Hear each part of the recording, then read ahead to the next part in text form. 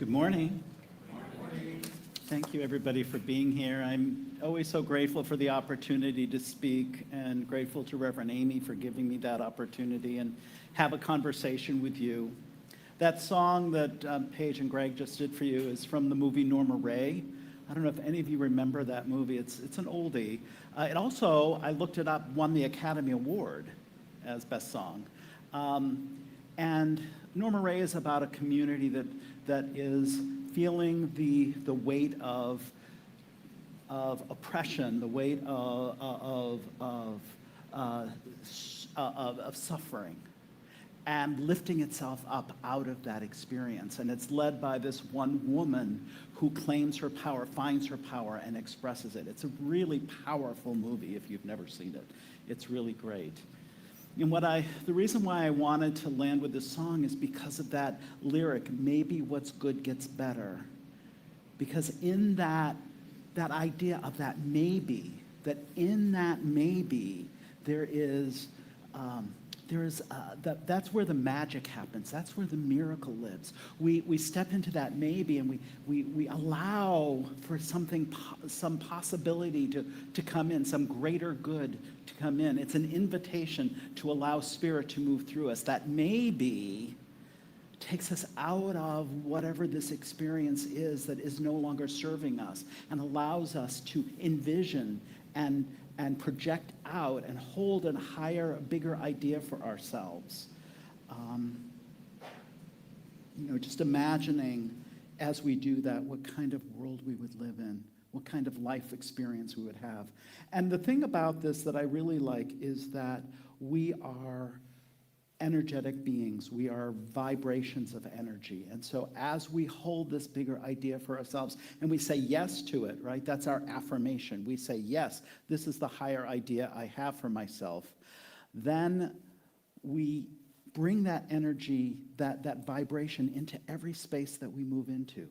And we're affecting everybody around us. We're affecting each and every single person.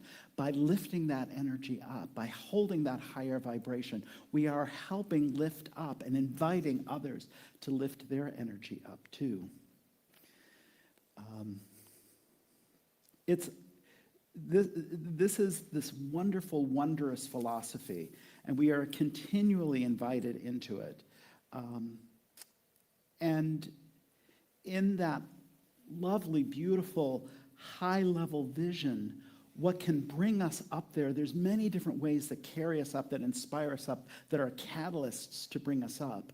And in the human experience, a lot of times, what pulls us up there is an experience of suffering. Many words for it, but suffering's the word that I landed on. This suffering experience seems to be something that comes up in the human path. And in fact, so much so that pretty much every spiritual teaching has a take on it. Every spiritual path addresses suffering in a different way. Here is a quick summary of some of the different paths and the way that they approach suffering. I'm not going to read them all. You can take a picture or read through it as you will. But it's just an example to see how this experience is informed in and through all the various different paths. In the New Thought path, which is at the bottom, it says that suffering is a signal to shift our consciousness, to realign with our divine truth. This is our call to evolve. This is our evolution in our spirit. Is calling us forward, is calling us upward, is calling us into a greater expression of who and what we are. I would say that it doesn't have to be this way, but often for some reason in our human experience it ends up being this way. We are finding our way in and through this experience and finding our way back out of it again, as I said, as a catalyst to lift us up. And we capture this experience as we're moving through it. We capture it in different ways. We capture this experience of realignment through different perspectives. One of the perspectives is awakening and awareness, right? So we have this painful experience, this suffering can jolt us out of this autopilot living that we can fall into. It exposes where we're clinging and resisting. That resistance is where a lot of the pain can come from, that clinging. It can invite us into a deeper state of self-awareness, of self-examination. And it sort of sheds the things that in reality don't really matter.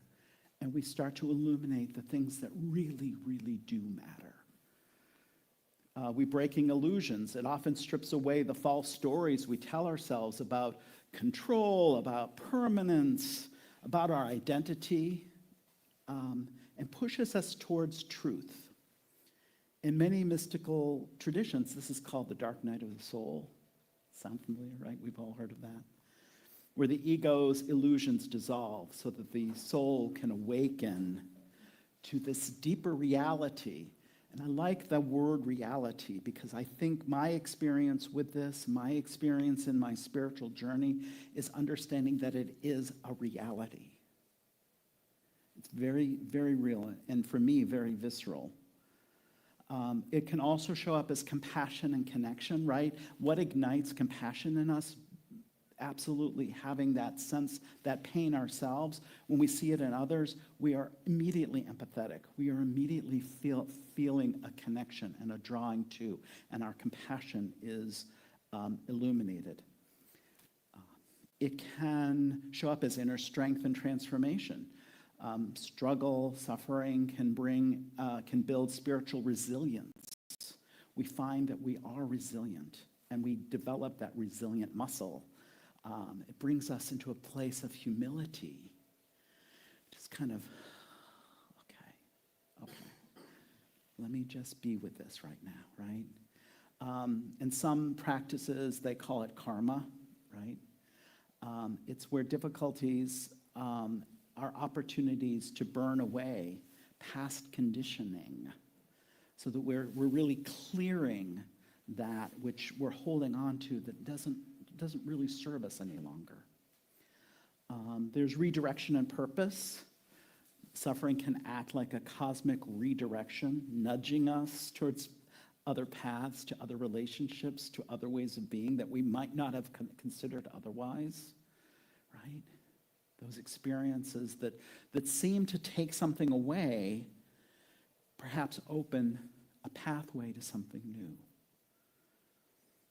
Transcendence of the personal self, this is where ultimately suffering can point us towards the realization of our deepest essence, of who we really are.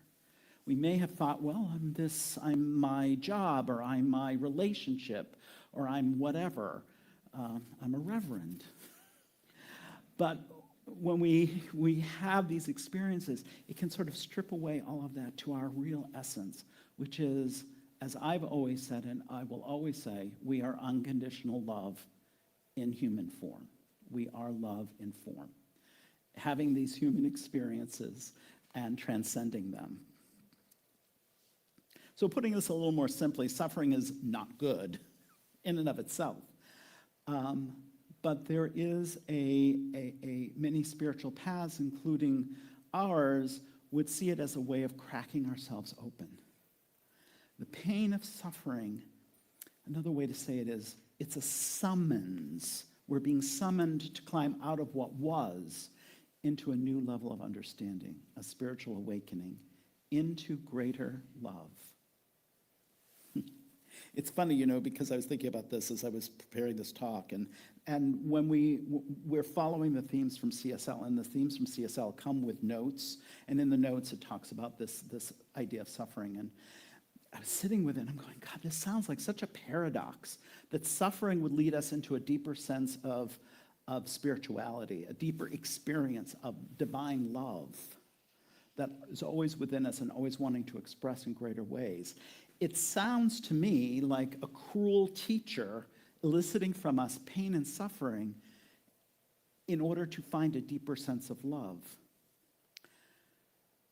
But I don't think that's what's happening. I don't believe that love creates suffering or that love creates challenges or obstacles to overcome, no matter how informative they are. I do think, however, and I have for a long time, that we live in a universe where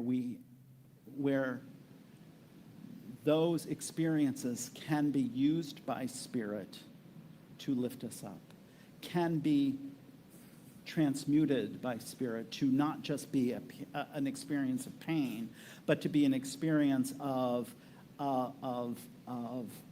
launching us into a greater understanding, a greater way of being. You know, we have free will, and I think a lot of suffering, to me, is person-to-person suffering. There are other kinds of suffering, of course, but I think so much of it is about what we do to each other when we have either in a position of power or we have some kind of say over things. There's so much of what I'm seeing in the world of suffering caused person to person. There was just sadly, another shooting in Minneapolis this week. Very tragic. Makes me heartbroken. And I wasn't even there, and I'm suffering from it, you know? That these sufferings are caused by someone saying, I'm going to go and behave this way. And I think for us, we look at that and we come to it from a spiritual place of saying, how can I bring more love into this situation? How can I help this person who seems to have been broken so much to bring them back into their wholeness? I think that if we can imagine that we can get to that place where we've completely eliminated person-to-person suffering, any kind of, I'm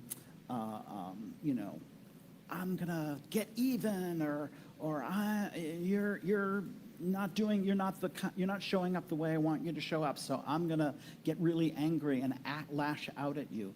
If we can get rid of all of that, imagine what the world would look like. Imagine that not only does it not happen, it's just never a thought. We just never even consider it. It's just it's not in our playbook to ever behave that way. How much time and money we would have. I think about how many laws and the systems of laws that we've created that are all around policing people's behaviors. Imagine all that's gone. All the time and money we would have to address some of the other kinds of things like, hurricanes and illnesses and things like that. I mean, it would be an amazing situation where we would be able to survive those kinds of experiences without suffering them.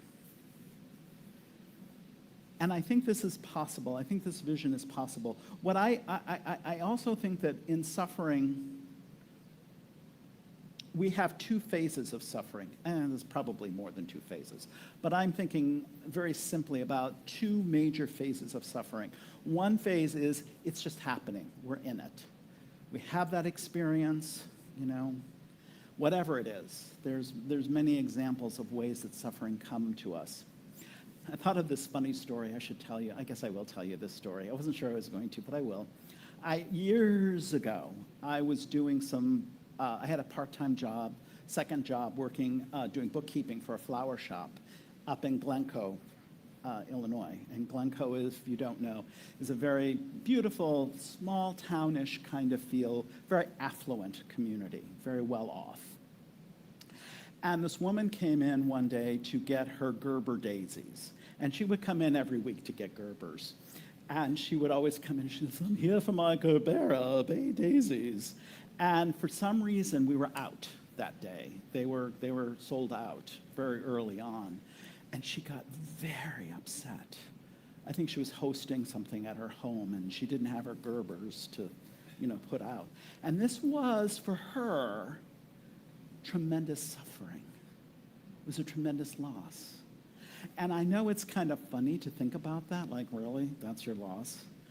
But we don't know what where people are at. We don't know what that really meant to her. For all I know, she was hosting something for her family, and that this was like one of the most important occasions of her life. Who knows why that was so tragic for her? It doesn't matter. The scale doesn't matter, and it's not for us to judge. She was in the experience of it, right? The experience of this is what's happening right now. And we go through, we kind of process it, and we find our resilience with it. We find our way to hold it and to be with it and work our way through it. And then there's the second phase. And the second phase of suffering, I think, is choosing. We choose. We choose to be in the suffering. We choose to stay there. We choose to be in that realm of consciousness of to me. It's happening to me, right? And we can stay there as long as we want to. But the invitation is always presencing itself to lift ourselves up and out of that. That space of choosing is choosing to stay in the pain of it, but we can also step into the maybe. Maybe what's good gets better. Maybe there's a bigger idea for me here. Maybe there's something else for me to experience here. And I think if we could get to that place, both individually and collectively, if we could find that, I don't know, what would it be? Spiritual courage of saying we're no longer going to not only hold that idea, but we're going to hold a bigger idea for everybody. I think we would see some radical shifts in the world in which we live.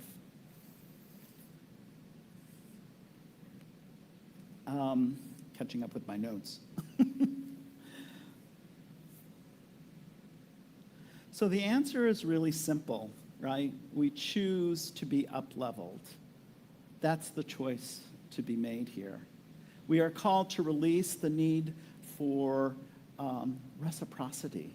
This thing happened to me, and so I've got to get back at the world for what happened to me. We let that go. We soften that. We allow that reciprocity to go from being anger and fear to love and creativity. We walk in grace and give it freely, without bitterness or attachment. We just give it. We just love, right? We're not looking for getting something back. We're just sharing it out. This is what it looks like when we're up-leveled. The other thing about the maybe that I really like is that we sit in this maybe something good, maybe what's good gets better. It's not forcing anything. We're not trying to make something happen. We're in the wonder of it. We're in the openness of it. We're allowing it. There's something really beautiful about that and defenseless about that, to just sit in that place. When I first came into spirituality, and I think a lot of people do this, I was kind of looking for answers, but I was also kind of, if I'm to be honest, looking for a little bit of magic. A little bit of magic in my life. That magical spiritual thing that happens. That thing that just sort of spun, that miracle that just sort of shows up out of the blue. And in our philosophy, I think about some of the other paths, and I think one of the reasons we're attracted to some of those other paths is because they do contain mystery. They do contain an element of, ooh, magic. If I do this chant and I sing this song and we have the incense and we hold each other's hands, something magical will come forward. And in our philosophy, we're science of mind. We're a science of mind. It seems to not invite in the magic. But I do think that in that maybe something good gets better, that in there is the magic. That magic of choosing. Remember last time I spoke, I was talking about choosing. When we choose to say, I am even in the midst of this pain, even in the midst of this suffering, even in this place right here, right now, I'm still calling forward and recognizing that there is love, there is good, and that I am one with it. And this is such a transformational, this is such a magical thing that we do.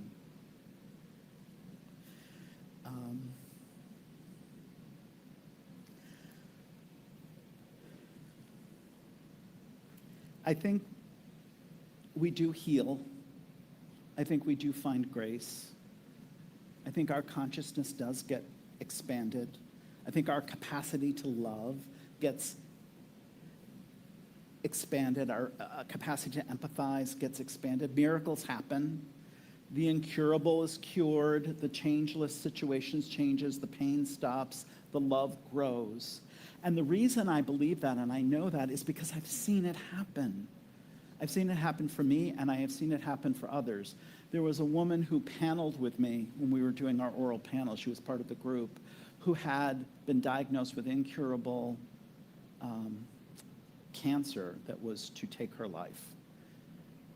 And a little more than a year later, she's sitting for her panels completely cured and cancer-free. It should have never happened. According to medical people, it should have never happened. I've seen it happen. These things can come through. What is your path? I don't know. Your path is your path. We celebrate that love that is leading us on this path, that is calling us to that higher place of being, that is calling us into those experiences that we create. Remember, we live in a world of cause and effect. We are creating these experiences, whether they're suffering experiences or uplifting experiences. We're the ones that are creating it.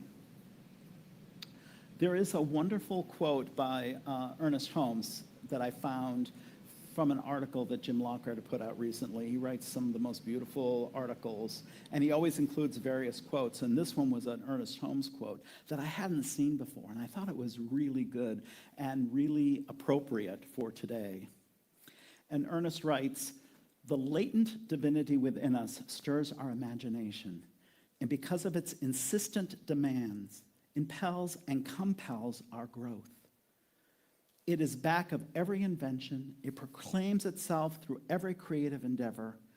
It has produced sages and saints and saviors, and will, when permitted, create a new world in which war, poverty, sickness, and famine will have disappeared. When permitted, we choose. We grant that permission with the power of our thoughts, the power of our intention, the power of our choosing. Maybe what's good gets better, and maybe what's bad gets gone, goes into the nothingness from which it came."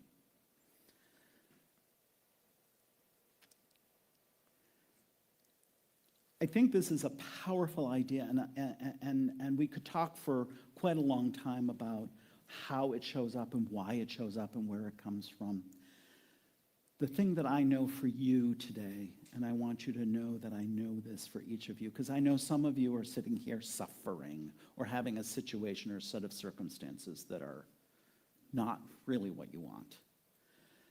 What I know for you is that there is this light that is yours. There is this love that is yours. And I know that it is transformative. And I know that it is real.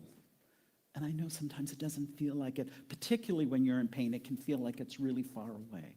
So that's why we have each other, so that we can call it back. We call it back and presence it right here, right now. And I know that for each of you and for each of you online. I have another quote. What I'd like to do is have you just kind of close your eyes or soften your gaze and just take this in. I'll have Ben leave the slide up so you can take a picture of it after we're complete. But I just wanted you to take in these words. It's a beautiful quote by Maria Popova. And it's not only is it a beautiful quote about the spiritual path, but I also found it to be kind of a great definition of what it means to be a spiritual practitioner. We have some phenomenal spiritual practitioners here at Cityside. And what Maria wrote is, the longer I live, the more deeply I learn that love, whether we call it friendship or family or romance, is the work of mirroring and magnifying each other's light. Gentle work, steadfast work, life-saving work in those moments when life, shame, and sorrow occlude our own light from our view. But there is still a clear-eyed, loving person to beam it back. In our best moments, we are that person for one another.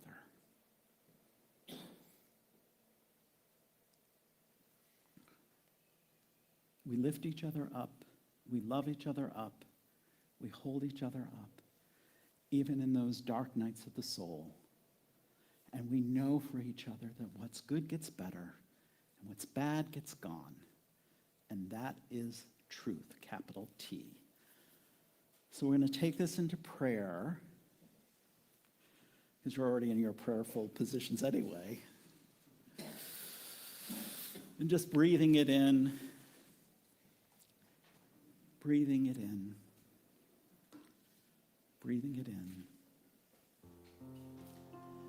When people walk into this space, they tell me they feel this beautiful energy. So just allow this energy to wash over you, wash through you. And just recognizing this energy is really that love that I speak of, that unconditional love that is always present, that is forever and always lifting us up, that is calling us to this higher state of beingness. And I know that I am one with it, as I know each person here listening to this talk is one with it. So from this place, I just know, I speak a word of gratitude for those experiences that have called me, that summoned all of us to this higher vibration, this higher level of consciousness. I just know that each and every single person is walking their walk on their journey, and they walk it hand in hand with Spirit. That Spirit is walking them home to this centered place of love. I know that in a moment of pain, in a moment of unrest, this can feel like just words that are spoken. I have felt that. I have been there. I have been on my knees praying, trying to find any sense of this love in reality in my life experience. And what I can tell you, friends, is that it has come forward. It has shown up. It does show up. It is. This love is. It is everywhere, every when. It is eternal. It is ever expressing. And it is yours. It is mine right here, right now. And so I know with the power of this transformation that any pain, any suffering is resolving itself. I know that all situations that are wanting to be shifted and changed and uplifted are shifting and changing. I know that each and every single person is finding their wholeness, finding their abundance, finding their love, their light. I'm so grateful for this, so grateful for the powerful, powerful presence of Spirit in and through all of this. So grateful for the reality of this love that is ever holding us dearly in peace, in love, and in joy. I'm just so grateful for all of this. I release it now into the actual law, knowing that it is absolutely done as this, and even better, confirming it by together simply saying, and so it is.